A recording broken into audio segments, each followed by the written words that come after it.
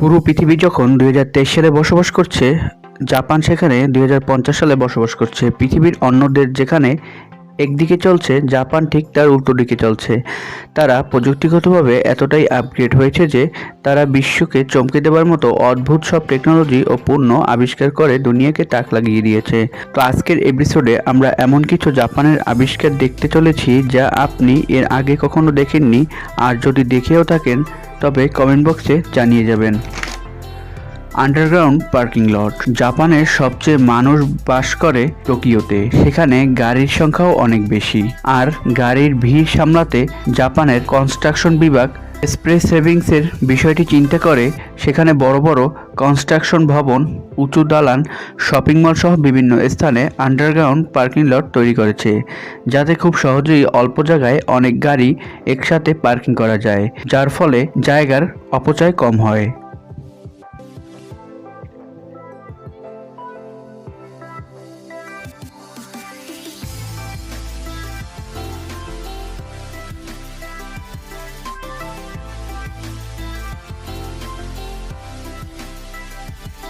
Hi tech কবরস্থান। Japan শুধু জীবিত অবস্থায় প্রযুক্তি ব্যবহার করে না, তারা মৃত্যুর পরেও প্রযুক্তিকে তাদের সঙ্গী করে নিয়েছে। জাপানের হাইটেক কবরস্থানের কথা বলছি। জাপানে কবরের ওপর কিউআর কোড বা বারকোড স্ক্যান এর মাধ্যমে মৃত ব্যক্তির সকল পরিচয় সেট করা আছে।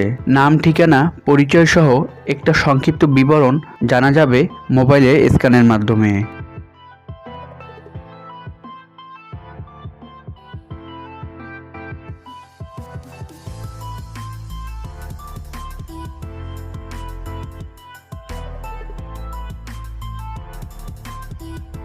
Clear Coca Cola. কোকাকোলা বিশ্বজুড়ে নাম করেছে। এই সোডা পানির সাথে আমরা সকলেই পরিচিত। কিন্তু আপনি কখনো সাদা কোকাকোলা দেখেছেন?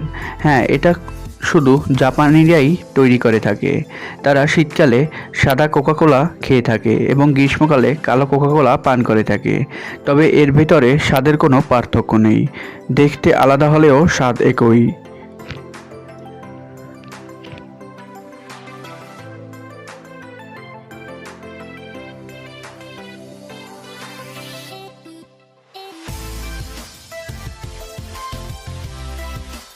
Japanese public toilet. আপনি এটা দেখে সত্যি হাসতে বাধ্য হবেন। জাপানের পাবলিক টয়লেটে আপনাকে সত্যি অবাক করে দিবে, কারণ জাপানের পাবলিক টয়লেটগুলোতে ট্রান্সফরমেশন গ্লাস নির্মাণ করা হয়েছে।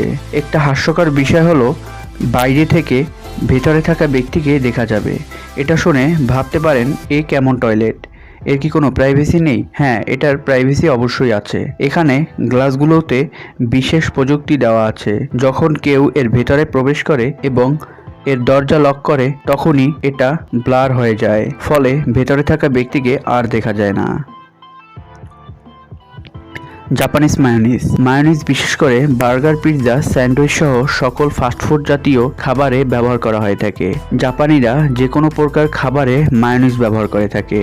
আইসক্রিম থেকে হতে নুডলস, পটেটো চিপস সহ ফাস্টফুড জাতীয় সকল খাবারে তাদের দৈনন্দিন জীবনে প্রতিটি খাবারেই তারা মায়োনিজ এর ব্যবহার করে থাকে।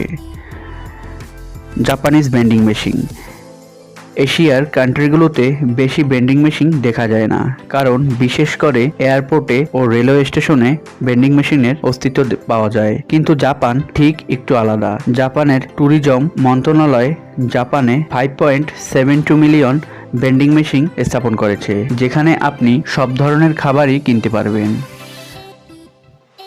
জাপানি ওয়াটারমেলন। জাপান কৃষিক্ষেত্রেও প্রযুক্তিগত দিক থেকে বেশ উন্নত। তারা প্রযুক্তির সাহায্যে তরমুজ আবিষ্কার করে দেখিয়েছে। এটার জন্য বিশেষ কোনো কেমিক্যাল ব্যবহার করেনি তারা। এর জন্য বিভিন্ন আকৃতির সাজ ব্যবহার করে নানা প্রকার আকার দেওয়া হয়েছে। তো দর্শক, ভিডিওটি কেমন লাগলো তা অবশ্যই কমেন্ট বক্সে জানিয়ে দিবেন। আর এরকম নিত্য নতুন আপডেট ভিডিও পেতে হলে আমাদের চ্যানেলটি সাবস্ক্রাইব করে আমাদের সাথেই থাকতে পারেন।